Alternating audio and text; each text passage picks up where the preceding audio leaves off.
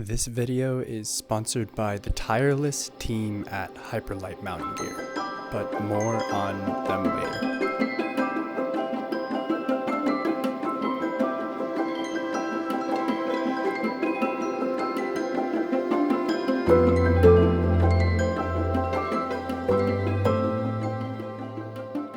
Every single moment is defined by constraints, by limitations.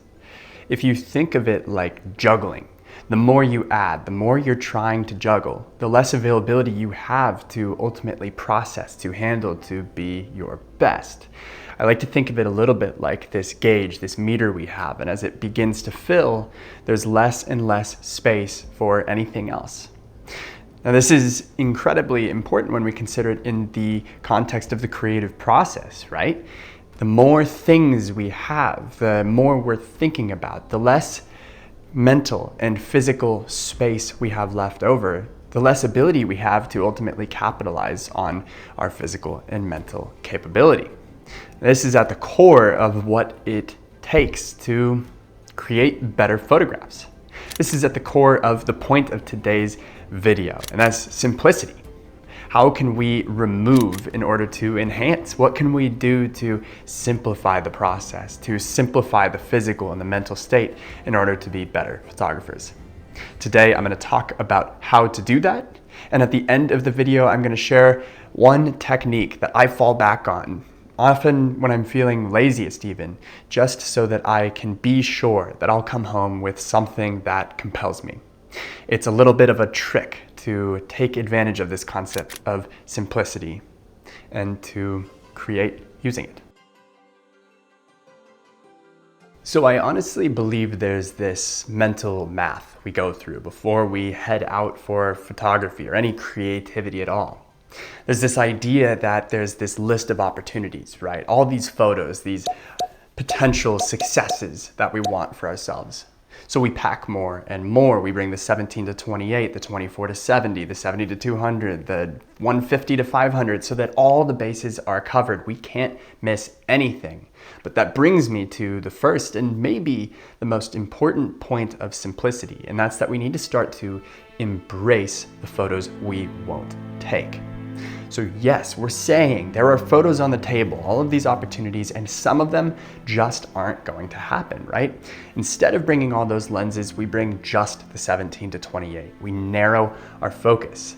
And sure, everything above 28 or 50 or whatever it may be is off the table at that point. But there's actually a bit of a superpower that comes into play when we make this decision.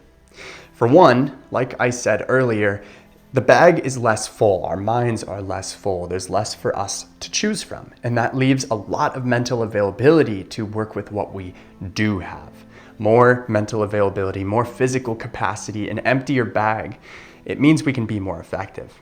So while there might be less photo opportunities as a result of less gear, the opportunities we do have, we can pay better attention to. We can process better. Our creativity can grow and flourish more effectively.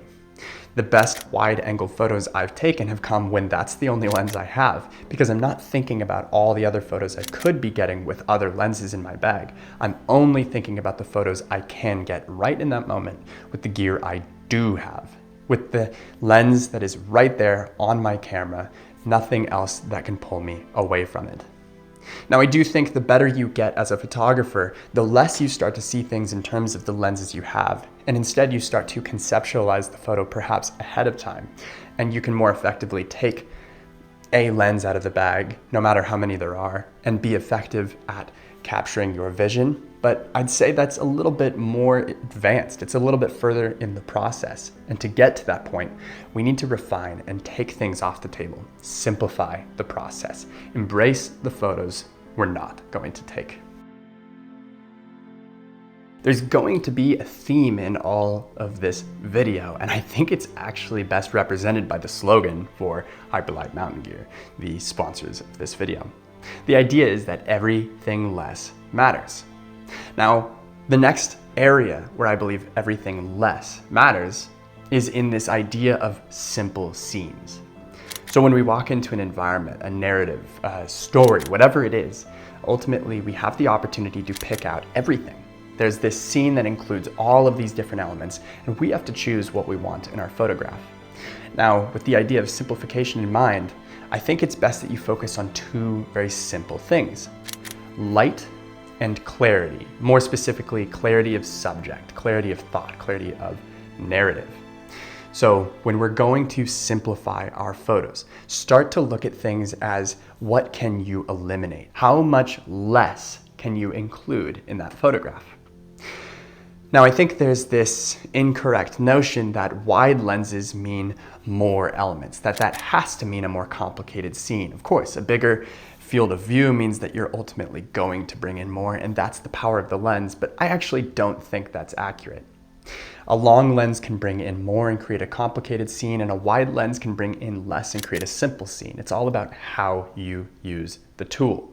And when you focus on how you're working with the light that is available to you, and when you're taking a scene and you're trying to develop a sense of clarity, you ultimately can create a simple photograph with whatever lens you have.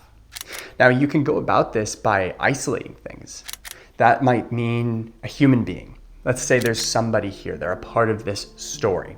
While there might be all of these things around them, that person and their position in the story can be a very, very simple thing to portray. It just depends on what you're trying to convey. Take this photo on the screen as an example. The focus is on the light, it's on the mountain, and it's on the person.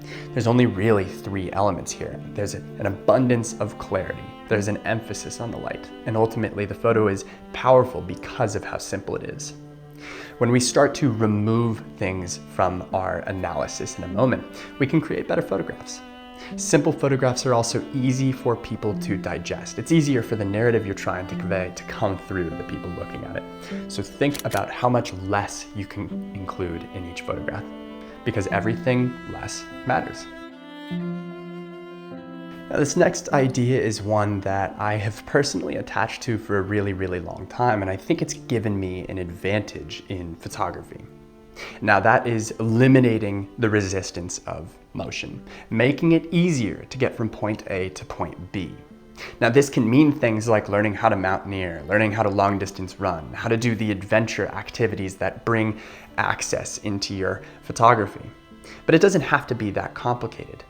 A great example is my recent trip to Kyrgyzstan. The main activity was just a long walk, going on a 4-day backpacking trip. Now, something so simple as using my Hyperlite bag actually created an immense availability to make photos. To explain, the bag itself is simple. The access to my gear is very, very simple. And the weather resistance of the bag means that I don't have to stop or worry about the elements. Now, in Kyrgyzstan, rainstorms come all the time, snowstorms come all the time, sun comes, wind comes. It's all changing very actively. This is kind of the nature of high mountains. Now, having a bag that ultimately meant I didn't have to think about those concerns, and I didn't have to stop to worry about the water and the rain, the snow and the wind. It means that I had more time to spend thinking about how I could creatively create photographs. It meant that I could just move through the scene with very little resistance. And that's why I was able to capture photos while we're moving on, big 20-kilometer days. It's why I was able to capture photos in the middle of storms. It's why I was able to be effective in a harsh environment. Those kinds of environments, and really any kind of dynamic, fleeting moment, it requires focus and attention. And when you don't have to worry about those resistances in the process, those resistances of motion, then you can create far more effectively.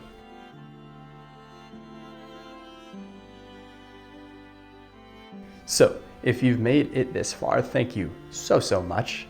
Don't forget to like, subscribe, and leave a comment down below. And I promised I would share a technique, a way that I ultimately pretty much always find a way to come home with at least one image that I care about, that I attach to, that I think takes advantage of this idea of simpler photography. Now, I've actually made a video on this before, and I'll link it right here, but the idea is central framing. There's all this encouragement towards the rule of thirds, the golden ratio, the golden bubbles, all kinds of different things, right? You can read full books on composition, you can spend your life perfecting it, but oftentimes simplifying that thought process, getting rid of the consideration of where everything needs to be and just centering it, keeping it as simple as we mentally can, you can actually still create very, very powerful images. I'll include a few of them here. Now, by taking out that compositional consideration, by making it so simple, you can actually focus on the narrative itself and create images that maybe speak to what you're trying to say, even without having to have some complicated composition to, have success there.